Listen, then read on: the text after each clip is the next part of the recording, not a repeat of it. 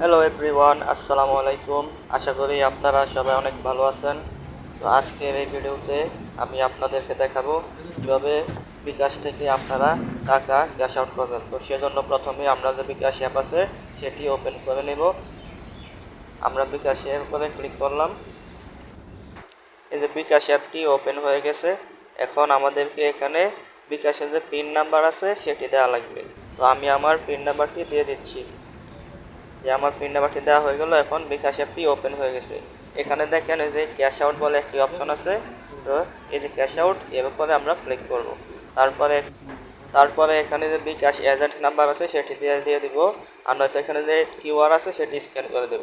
আমরা QRT scan করে নিব।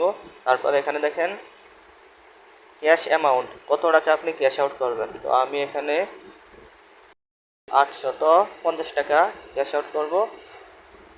ও আমার এখানে পরিমাণ 850 টাকা নেই, লাগবে, এই জন্য আমি 800 টাকা দিয়ে দেব। তারপরে নেক্সটে ক্লিক করব। তারপরে এখানে যে পিন নাম্বার আছে সেটি দিয়ে দেব। আমি আমার পিন নাম্বারটি দিয়ে দিচ্ছি। তারপরে এখানে দেখেন ক্যাশ আউট করার জন্য ট্যাপ করে ধরে রাখুন, এর উপরে চাপ দিয়ে ধরে রাখবো।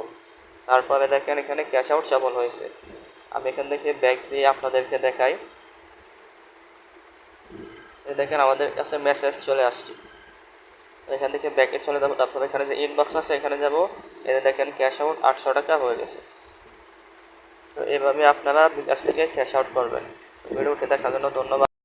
ভিডিওটা ভালো লাগলে অবশ্যই চ্যানেলটা সাবস্ক্রাইব করে দেবেন এবং ভিডিওতে একটা লাইক করে দেবেন।